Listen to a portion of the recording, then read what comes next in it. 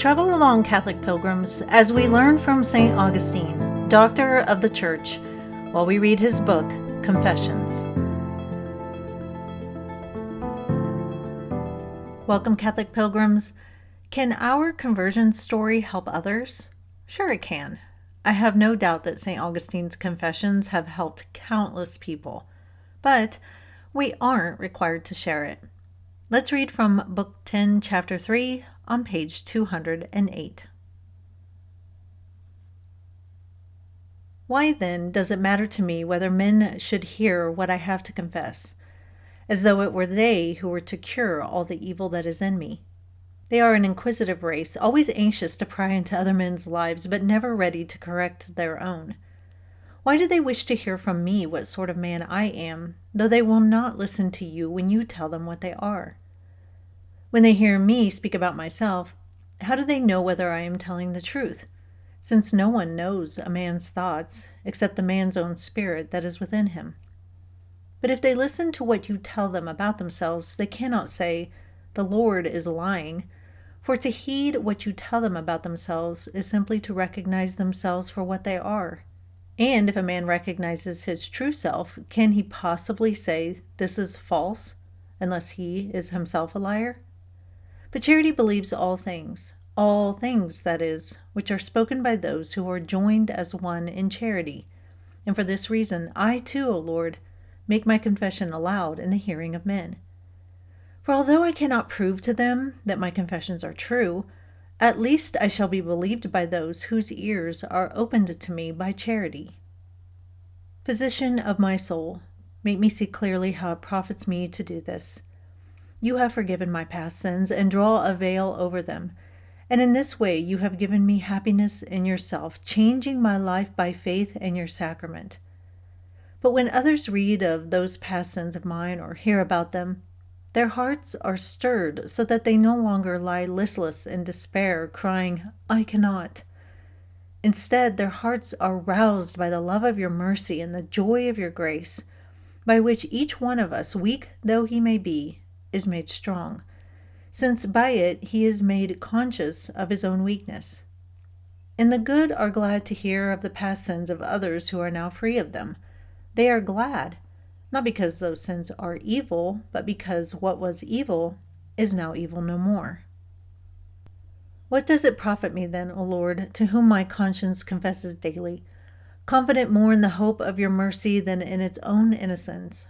What does it profit me, I ask, also to make known to men in your sight, through this book, not what I once was, but what I am now? I know what profit I gain by confessing my past, and this I have declared. But many people who know me and others who do not know me, but have heard of me or read my books, wish to hear what I am now, at this moment, as I set down my confessions. They cannot lay their ears to my heart, and yet it is my heart that I am whatever I am.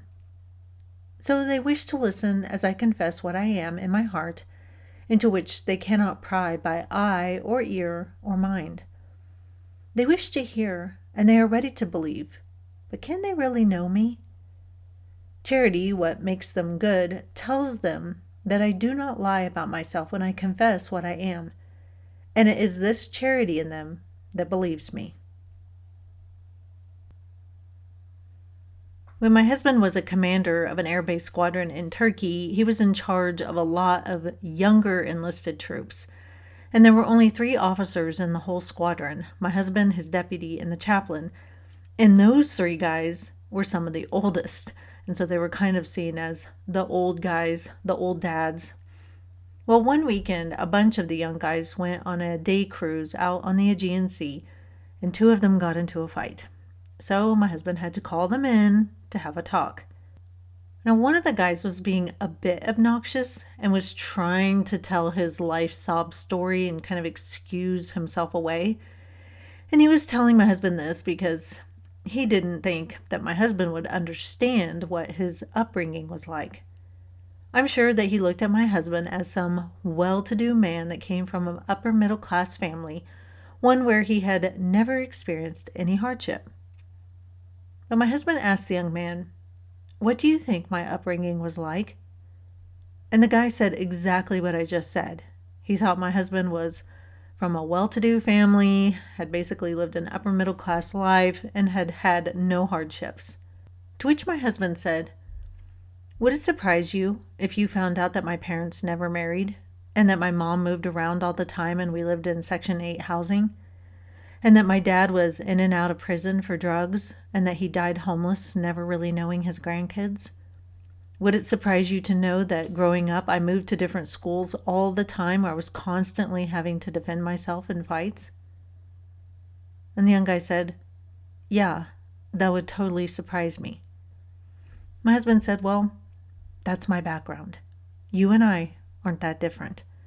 The difference is that I don't use my upbringing as an excuse. I let it fuel me to be a better man." Now, from that day forward, that young enlisted man looked up to my husband with newfound respect, and he became a much better airman. Because of my husband's confession, he saw that he could have something better. You don't have to stay stuck.